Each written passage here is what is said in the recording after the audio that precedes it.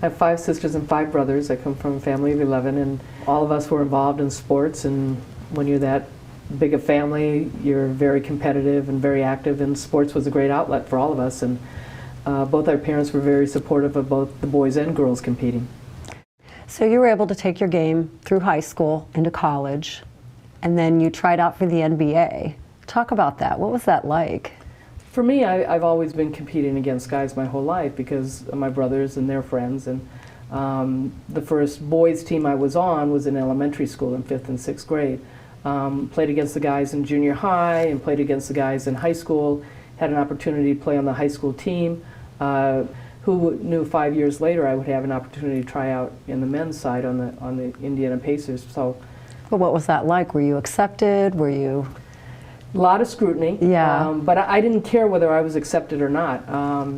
It was tougher on the men because I've been through that my whole life, and now it was happening again, but I knew how to handle it a little bit better. You know, the guys were in a no-win situation. If I beat them on a shot, you know, it's like you let some girl beat you. Right. If they blocked my shot, it's no big deal, it's only a girl. So it was tougher on them, yeah. and but they were all professional about it.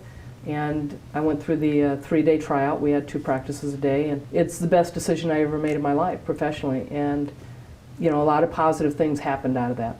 Growing up, I've pretty much played every sport you could name, because that's just, I mean, we always had to at least be playing one sport at a time growing up, and I mean... She had to play all of them. Yeah.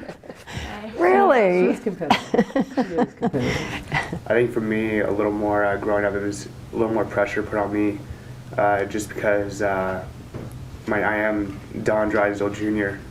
So growing up playing baseball, I always remember going out since I was in 3rd grade. I'd go up to go do the tryouts with all the other kids, and when I'm going up to hit, I could hear when I walk by the coaches, all the coaches going, "Oh, it's Drysdale's kid, And ever since I was in 3rd grade, they expect that since my mom's a Hall of Fame basketball player and Hall of Fame baseball player, that I'm supposed to be this, like, have freak genes like LeBron James or something, be some super athlete. And it's like, that's just not how it is. But I actually stopped playing baseball after my sophomore year high school.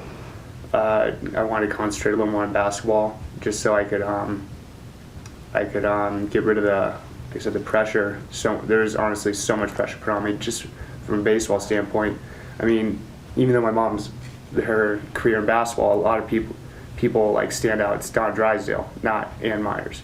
So I mean, well, from the men's side, from the baseball side. So I mean, that was the first thing to stand out, and especially like I said, because of the name too. You know, like you said, I mean, the pressure is so tough, and DJ's a good athlete, and probably could have gone on to play college ball, but it just, you know, there's other factors that go on, and so you have to make choices. But, you know, I'm proud of what he did because he's gone through a lot of adversity. And, you know, people always ask Drew, "Do you play basketball like your mom?" I was like, "Oh, no." Yeah. And it is tough, and they've got to find their own way. Yeah.